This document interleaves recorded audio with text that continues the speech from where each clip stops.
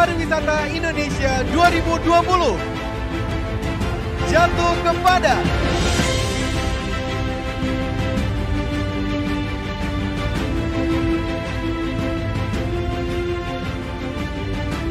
DKI Jakarta 3, Jessi Silana Wongso Diharjo.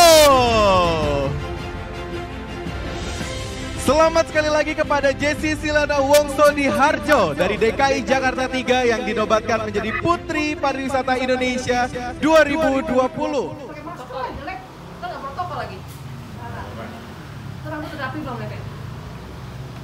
Ini adalah kebanggaan seorang Dedi untuk anaknya yang bernama Jessica. Mengharukan. Dedi jangan crying. Ini gimana nih? Iya, benar. Iya. Masih. Iya.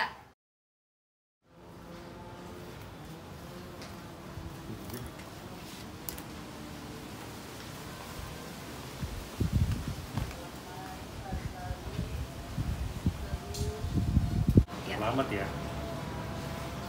Selamat sudah membuat haru orang-orang terdekat dengan perjuangan sehingga sampai di posisi sebagai Putri Pariwisata. Amin. 2020.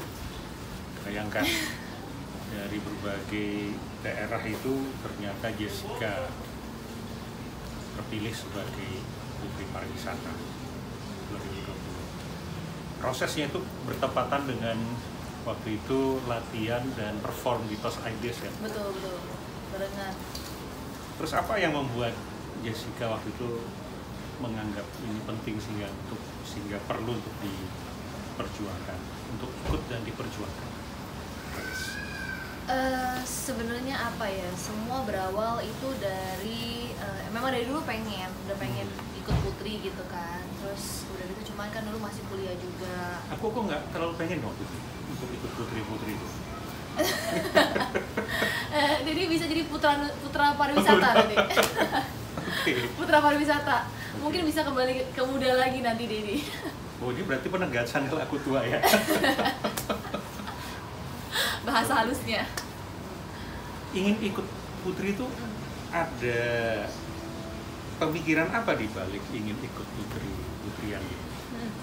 Jadi sebenarnya ikut Putri apa ya? Kalau aku udah sendiri gitu kan, memang aku suka jalan-jalan ya gitu kan. Memang dari dulu dulu kan pernah di Kedutaan Indonesia di Thailand juga, terus habis itu di Kedutaan Indonesia di Beijing juga. Jadi hidup mandiri di negara orang gitu kan. Jadi harus beradaptasi dengan budaya baru di sana, terus berbicara dengan banyak orang di sana juga. Karena kan kerja di kedutaan ya, secara nggak langsung jadinya aku sebagai orang Indonesia bawa Indonesia gitu, mau memperkenalkan Indonesia. Nah dari situ sih sebenarnya.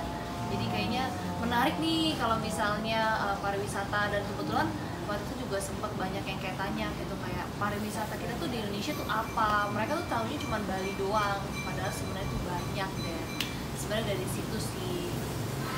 Jadi keinginan untuk memperkenalkan apa mereka selain Bali itu wisata lainnya.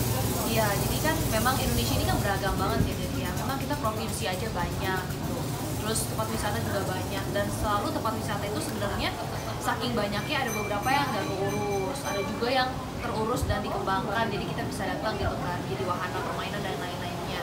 Nah jadi aku pengen kasih tahu ke orang-orang luar juga gitu, kalau Indonesia ini wisatanya nggak cuma Bali aja loh. Mereka kan taunya cuma Bali, Jakarta seperti itu doang. Tapi banyak kayak misalnya di Jogja sih mereka cukup tahu ya, Borobudur. Tapi setelahnya ya paling mereka cuma taunya Candi Prambanan, yang terkenal aja gitu. Kayak di Lombok gitu mereka kurang tahu tuh.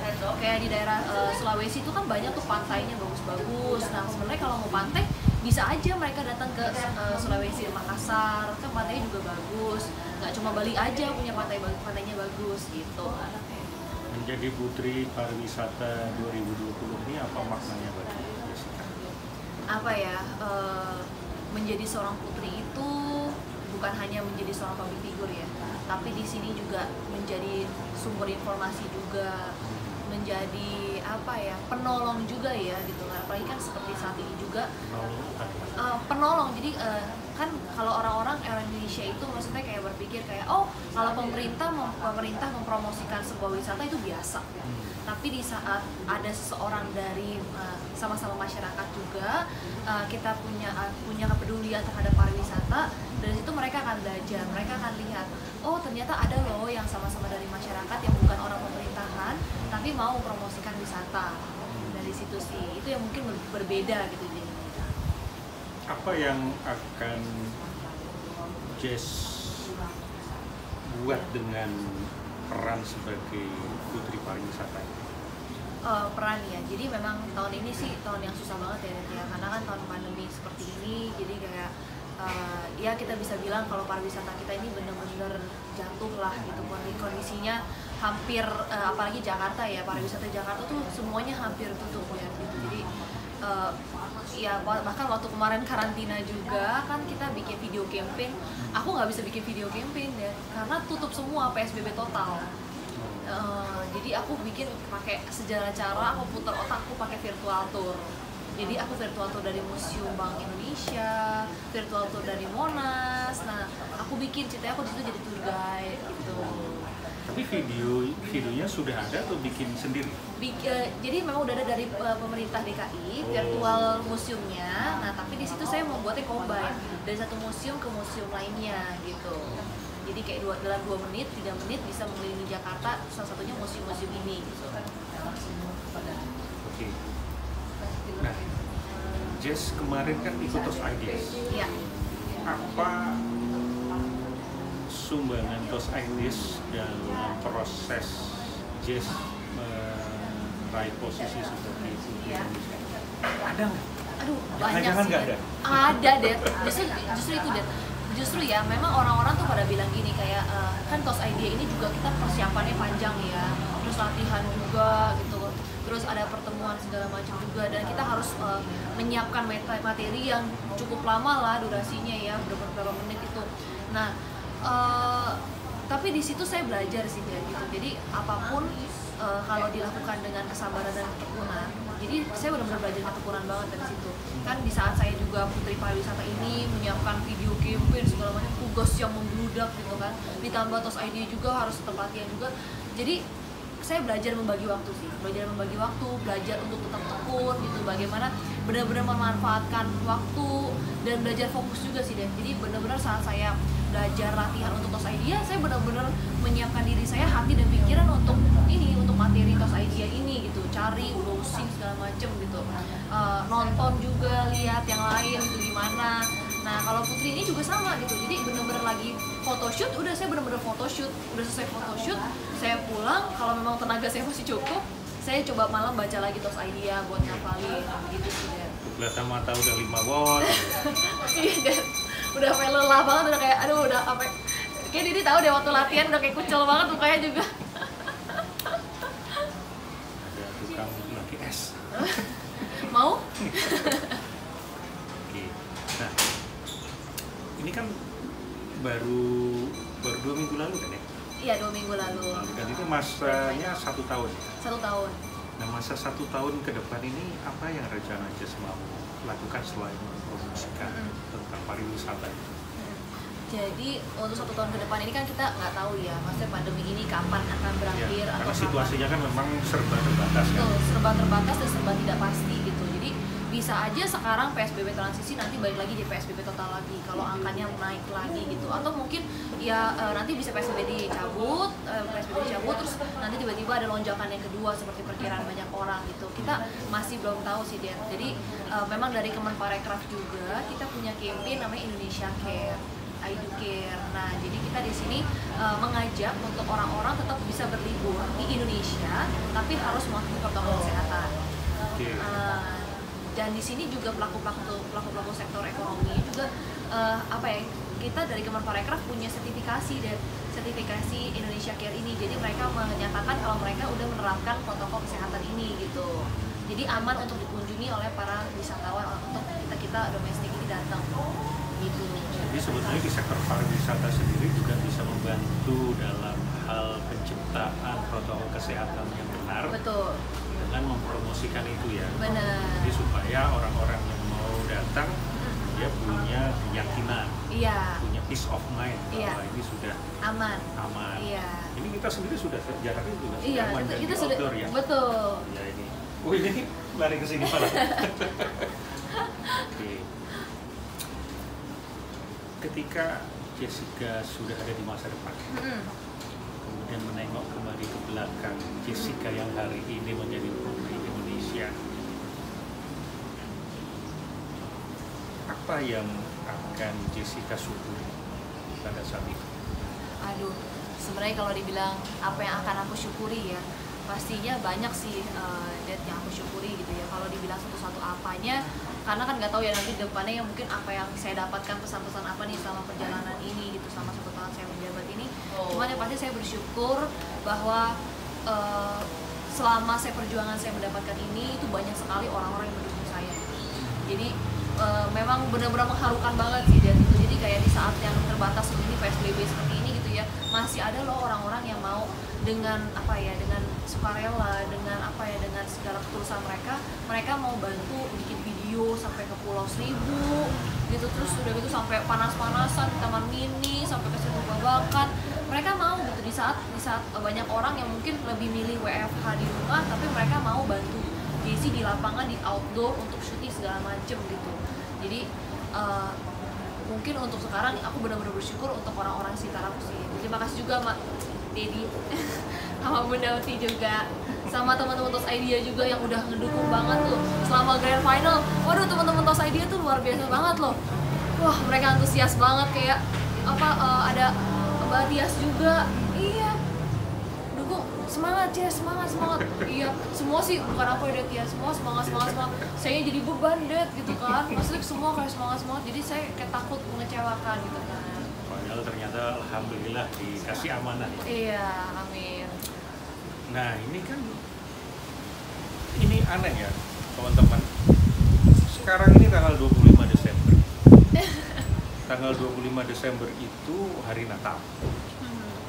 Jessica ini Natalan. Iya. Tapi anehnya dia tuh kerotel lah bawa hadiah Natal, bukannya kebalik. Ini apa yang melatari keedanan kayak gitu? Apa ya? Nggak, sebenarnya kalau dibilang melatari kenapa ya, mungkin karena kan memang Natal tahun ini kan beda banget ya. Dimana biasanya tahun-tahun sebelumnya saya biasanya ada acara keluarga besar gitu makan. Cuman kan memang lagi PSBB kayak gini terbatas sekali, kita nggak bisa makan keluarga besar gitu. Akhirnya saya berpikir gitu, kayak tapi saya harus melakukan suatu hal yang bermanfaat nih di hari Natal. Jadi saya berpikir, udah mendingan saya datang ke sini aja mendingan. Saya ketemu Didi, sekalian ketemu sama Bunda juga di hari Natal. Nah, kenapa saya bawa kado Natal? Ya Natal kan bisa dibagikan ke semua orang gitu. Ya, jadi nggak apa-apa lah, kita happy di sini. Sekalian sama Brownie juga. Ini mengharukan kuadrat ini. Waduh. Nah, Jessica itu seingat saya kan memang sejak kelas 2 SMP itu suka mendengarkan radio, membaca buku, Ya. belajar kepada orang-orang yang waktu itu tak pembicara, tak motivator, tak provokator kayak saya. Waktu itu apa yang membuat Jess kecil itu tuh sudah tertarik untuk mendengarkan radio Smart FM misalnya? Padahal itu kan Iya. ilmu-ilmu orang tua itu sebetulnya. Iya. Gimana? Apa ya, mungkin saya suka suatu hal yang apa ya, saya suka men-challenge diri sendiri sih. Jadi mungkin di saat orang-orang anak-anak kayak SMP, anak-anak SMA, saya inget lah gitu, maksudnya kayak mereka kayak ayo Jess kita pergi ke mall gitu kan, nonton bioskop, main game. Nah biasanya kan anak-anak seumuran lagi heboh-heboh seperti itu gitu ya. Tapi saya rasa, saya berpikir seperti ini, memang sih saya bisa nonton saat itu gitu, tapi kayak saya merasa saya pengen supaya saya punya waktu yang berguna dan gimana saya supaya bisa berkembang gitu. Jadi kayaknya saya harus mempelajari suatu hal yang bisa mengembangkan diri saya, karena kan semua mulainya investasi dari diri gitu ya. Jadi memang dari dulu saya lihat gitu, kalau saya nonton ya udah saya cuma dapat kesenangan saat itu saat doang gitu. Jadi saya lebih mikir lebih baik saya mengembangkan diri, nanti saya bisa mendapatkan kesenangan itu nanti gitu ya. Saya jadi ingat ini mendapatkan kesenangan nanti itu adalah disebut dengan marshmallow effect. Jadi ada seorang psikolog Amerika yang melakukan penelitian kepada anak-anak selama 20 tahun. Anak-anak ini dimasukkan ke ruangan, di situ ada marshmallow. Dikatakan kepada si anak itu, kalau kamu tidak mengambil marshmallow ini dalam 15 menit, nanti akan ada reward, ada hadiah. Nah, ternyata ada yang nggak tahan kan, namanya pasti, marshmallow. Itu kan kayak ciki zaman sekarang, micin ya. Enak. Nah, enak. Dan ada yang menyerah ambil. Tapi ada juga yang setelah 15 menit itu nggak ngambil. Nah, setelah diteliti selama 20 tahun, ternyata sih ada yang nggak ngambil ini. Kelompok ini kelompok yang lebih sukses dari yang lainnya. Indikatornya adalah IPK, GPA, nilai-nilai kuliahnya atau nilai-nilai akademisnya bagus, dan karena dia kerja sebagai orang baru, dia cepat dipromosi. Nah, ternyata si anak ini mempunyai kemampuan to delay gratification, menunda kesenangan. Nah, berarti Jess ini sejak kecil ya sudah memiliki frame itu, memiliki pemahaman itu. Saya baru tahu loh itu, Dad, loh ada penelitian kayak gitu. Baru dengar loh ini, maksudnya ternyata ada penelitian seperti itu. Padahal saya dulu tuh cuma pikirannya kayak gitu maksudnya. Masih anak-anak tapi pikirannya kayak gitu. Ternyata ada penelitiannya juga loh, baru tahu. Dan terbukti kan? Iya. Teman-teman terbukti. Amin. Kalau teman-teman ingin membentuk anak-anaknya atau bahkan dirinya sendiri ya mempunyai kemampuan to delay gratification. Tidak semua itu kesenangan diambil sekarang. Betul. Nanti. Benar. Kalaupun nanti nggak sempat karena keburu mati ya apa? Iya, Nanti di alam berikutnya kan masih bisa. Betul. Atau di kehidupan selanjutnya mungkin kalau yang kepercayaan orang lain ada yang begitu kan. Apa? Keyakinan yang paling mendorong Jessica, yang memotivasi Jessica, yang memberi kekuatan Jessica selama ini sehingga mencapai keadaan seperti ini. Apa ya? Mungkin karena memang saya dari dulu tuh paling nggak suka ngerepotin orang gitu. Saya berusaha supaya nggak ngerepotin orang lain. Kok datang sini? Nggak apa-apa lah, sekali-sekali ngerepotin Dedi gitu sama Bunda, nggak apa-apa ya. Sekali-sekali ngerepotin gitu.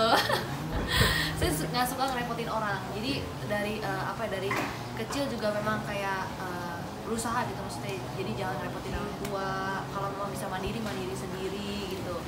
Jadi belajar juga berusaha belajar sendiri gitu, kalau bisa nggak perlu les, kalau misalnya nggak bisa gitu, kalau pokoknya semuanya mungkin karena dasarnya itu nggak mau ngerepotin orang tua, dan aku malah pengennya tuh supaya mereka bangga, pengen ngebanggain orang tua gitu. Jadi aku tuh berpikir bagaimana caranya aku bisa membanggakan orang tua tapi aku tidak merepotkan mereka. Jadi sebenarnya sesimpel itu sih, Dad, alasan aku ya. Jadi itu dari aku SMA tuh, dari SMP, makanya kenapa kayak apa-apa aku berusaha berprestasi gitu dengan segala usaha keras aku. Aku belajar begadang ya nggak apa-apa begadang gitu. Yang penting aku bisa mendapatkan nilai yang bagus, aku bisa membuat mereka bangga gitu sih. Kalau ingin membuat orang tua bangga, apa makna mereka orang tua ini bagi Jessica sehingga kok ingin mereka itu bangga kepada Jessica? Karena aku merasa gini, maksudnya aku bisa berada di sini karena mereka gitu. Jadi kalau mereka nggak ada ya aku nggak ada di sini gitu. Jadi aku merasa kesempatan aku hidup di sini karena ada mereka. Jadi secara nggak langsung mungkin itu ucapan syukur dan terima kasih juga ya. Jadi dengan kehadiran aku di sini melalui mereka, dan ini waktunya aku bisa membanggakan mereka sebagai orang tua. Saya juga ingat ya, dari kecil Jessica memang selalu disupport oleh orang tuanya, terutama oleh ibu mama ya, oleh mama, sehingga sepertinya memang doa, keikhlasan, keriduan mama ini menyumbang banyak hal kesuksesan Jessica. Sekarang coba prestasi Jessica ya, dari kecil tuh sudah juara gambar, gambar, bahkan sudah sampai masih nasional. les sampai nasional kan? Iya, sampai Piala Megawati. Iya. Dan juga memberi les ya, memberi kursus. Iya, ya? kursus juga, lesing juga. Habis itu yang saya ingat kan masuk modeling sambil ada grup K-pop ya. Iya, girl band. Dulu pernah girl band juga. Aduh, kayak hidup aku berwarna banget ya kayaknya. Terus ya kuliah, S1, bahkan langsung S2 dan magangnya juga di Thailand dan China. Iya, di kedutaan. Dan kemudian sempat juga ingin jadi dosen. Iya. Masih memelihara keinginan menjadi dosen itu? Nggak tahu ya. Atau sudah pupus dan sekarang lebih baik masuk ke bidang entertainment atau apa? Kemarin kan sempat aku kepikir pengen masuk dosen gitu ya. Karena, nah ini dia ya, memang ya waktu itu kita nggak bisa tahu ya. Dalam beberapa detik atau beberapa menit orang bisa berubah pikiran gitu ya. Jadi waktu dulu kan memang aku sempat pengen jadi dosen dan aku berpikir kalau aku jadi dosen aku bisa mengajar gitu kan, bisa membagikan apa yang aku punya, ilmu yang aku punya kepada mereka. Tapi kayak aku rasa sekarang ini mau mengajar kayak nggak perlu datang ke kelas dan iya nggak datang ke kelas lagi, harus melalui sekolah, institusi kayak gitu ya. Jadi banyak banget kan, bahkan kita ngobrol talk show kayak ini secara langsung kita udah mengajarkan orang-orang yang nonton juga kan. Jadi kayak saya rasa kalau memang ada kesempatan untuk bisa jadi dosen ya nggak masalah, tapi kalau memang saya nggak ada kesempatan jadi dosen atau saya tetap fokus di entertainment ya nggak masalah, karena bagaimanapun aku yakin dengan kehadiran aku gitu, maksudnya mau sebagai entertainer atau mau sebagai seorang pengajar, mau sebagai seorang putri atau cuma seorang anak aja, secara nggak langsung aku udah berusaha untuk berkontribusi gitu bagi orang lain. Itu sih dari. Jadi di situasi apapun menjadi guru. Iya, guru dan juga seorang murid. Kalau guru kan kesannya kayak benar-benar mengajar gitu ya. Tapi ada kalanya pengen lah jadi murid juga gitu. Banyak belajar dari guru-guru yang lainnya. Pernah gagal? Aduh, sering deh. Kalau dibilang gagal sering, dosen itu kan juga gagal ya. Oh, iya. Ya kan, yang aku cerita sama ini. Nah, apa makna gagal buat Jessica? Wah kayaknya yang nonton ini udah tahu deh kalau gagalnya waktu itu aku ceritanya gimana gitu kan, betapa struggle-nya aku menerima sebuah kegagalan gitu kan, karena memang dari dulu kan aku berusaha kayak melakukan terbaik dan kalau misalnya gagal tuh aku selalu punya backup plan biasanya gitu. Jadi di dalam aku tuh ya namanya juga dulu apa ya, mungkin masih anak-anak juga, masih belum dewasa juga, jadi aku berpikir apapun juga harus aku raih gitu, apapun harus dengan pemikiran aku, dengan semua rencana aku nih, aku udah yakin nih kayaknya ya 80% lah, 70% nih pasti dapat gitu maksudnya. Tapi kan ternyata waktu kemarin sempat apply jadi dosen di sebuah kampus itu, ternyata udah hampir 90% kan ya possibility-nya bakal aku masuk, ternyata jeng. Nah udah gitu kebetulan pengumuman gagalnya itu di tanggal 26 Desember deh. Iya. Jadi itu hadiah Natal yang paling indah di tahun 2019. Tapi di tahun ini menjadi beda hadiahnya begitu indah.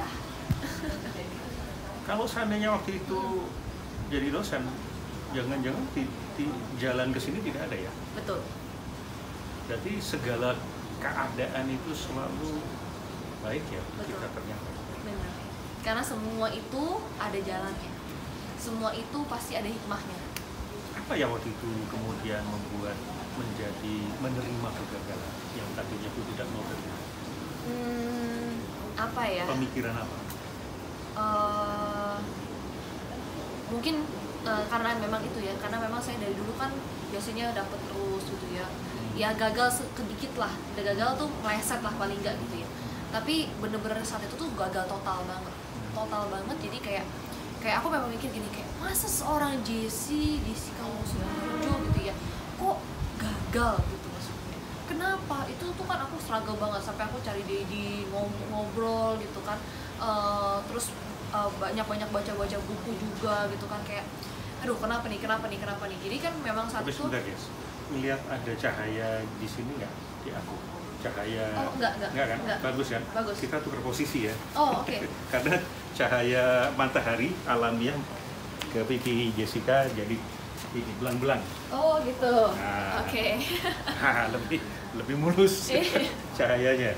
Oke. Sampai mana tadi? Kegagalan ya. Nah terus akhirnya aku kayak belajar, terus dari situ kan down banget ya dari dia saat itu ya. Aku kayak mikir kayak, aduh apa yang salah ya, kayaknya apa yang harus aku benerin gitu. Nah sambil saat itu tuh, abis itu kan langsung pandemi itu Dad. Jadi kayak, waduh itu udah down banget tuh Dad.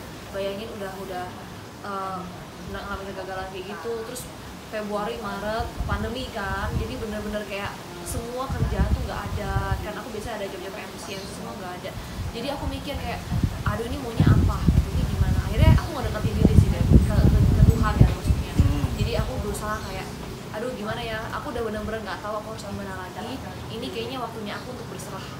Karena ini udah apa ya? Mungkin ini di luar kekuatan aku Dad ya. Jadi mungkin memang aku nggak tahu ya dihukum apa mungkin ditegur lah dalam arti bahwa semua yang apa yang kamu rencanakan itu belum tentu benar dan baik gitu di matanya. Jadi kamu Dihukum harus, atau dibimbing? dibimbing mungkin ya, diajarkan untuk bersabar, untuk bertempur gitu, untuk menerima gitu. Karena kan dulu aku orangnya susah ya terima gagal gitu. Nah di sini nih bener-bener kayak secara nggak langsung nih seorang Jessie yang apa yang nggak bisa terima gagal ini dipaksa untuk menerima gagal gitu. Tapi dari dipaksa itu saya mengerti bahwa di balik semua kegagalan yang sampai saya bisa bilang itu berada di titik terendah saya itu malah apa ya, ada cerita gitu, ada cerita di situ bahwa ternyata kamu tuh nggak sendirian gitu. Ternyata banyak juga orang-orang yang sama struggle-nya gitu. Dan walaupun kamu berada di titik terbawah seperti itu, banyak loh orang yang bantu kamu gitu loh. Masih ada loh orang yang peduli sama kamu, yang mau bantu kamu. Dan bahkan aku jujur aja aku tuh Putri ini benar-benar kayak apa ya Dad ya, nggak ada pikiran menang gitu tuh nggak ada Dad sama sekali gitu loh. Apalagi kan ikut aja gitu, maksudnya aku benar-benar kayak aku mencoba gitu, walaupun aku udah berada di titik terbawah, aku harus bangkit lagi karena udah berada di titik terbawah tuh berarti udah nggak ada titik yang terbawah lagi Dad. Jadi salah satu caranya cuma ke atas doang Dad. Jadi kalau menurut pemikiran aku kayak gitu, jadi aku harus mencoba berbagai cara, apa yang bisa aku lakukan ya aku lakukan Dad. Nah itu salah satunya aku ikut Putri ini gitu. Jadi sama sekali nggak ada nanti kayak kalau di NLP itu kan ada outcome-nya, nanti di visualisasi Jessica nanti akan menerima mahkota itu nggak ada gitu. Apa ya, di visualisasi seperti itu ya Dede. Saya itu sempat sih nggak pada saat proses itu sempat punya hayalan kayak gitu kan? Apa ngebayangin saya jadi putri gitu ya. Kalau ngebayangin ada deh. Jadi kayak saya berpikir gitu kalau misalnya saya jadi putri, terus tapi jadi saya akhirnya refleksi sih Dede. Jadi kayak kalau nanti saya udah bayangin nih, saya pakai crown, pakai sas ini, nanti kalau saya jadi putri, apakah saya siap? Itu yang saya tanya. Apakah saya siap? Iya, apakah saya siap? Lalu yang kedua, apa yang akan saya lakukan? Itu yang menjadi pertanyaan saya. Nah, dari situ tuh apa yang saya lakukan supaya siap tadi? Iya. Jadi apakah saya siap dan apa yang bisa saya lakukan untuk saya mempersiapkan diri untuk menjadi seorang putri ini? Gitu. Karena untuk jadi seorang putri itu susah deh gitu loh, apalagi kita melawan bukan lawan ya, kayak bersama-sama dengan putri-putri lainnya gitu ya, dari 32 provinsi di Indonesia yang luar biasa, yang hebat gitu ya. Terus udah gitu mereka kan juga ikut yang kayak ajang-ajangnya di dalam daerah kota mereka masing-masing juga gitu. Jadi aku merasa, waduh, aku harus usaha effortnya nih 2 kali lipatnya, 3 kali lipatnya. Mungkin orang-orang effortnya cuma 1 kali lipat, aku harus 2 kali lipat, bahkan 3 kali lipat.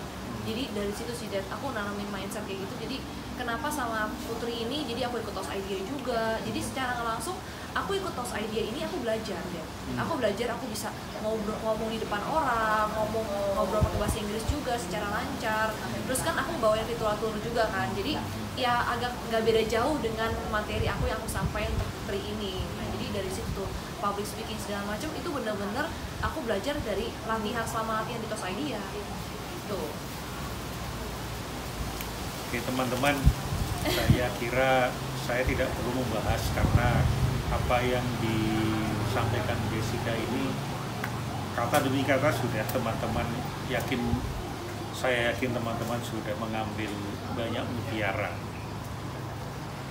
Ya inilah fakta bahwa sahabat kita Jessica sedang diberi amanah oleh Tuhan, diberi mandat sebagai Putri Pariwisata. Amin. 2020. Semoga ini membaikkan untuk kita semua, dia dan bangsa kita. Dan Amin. kita dukung pariwisata Indonesia.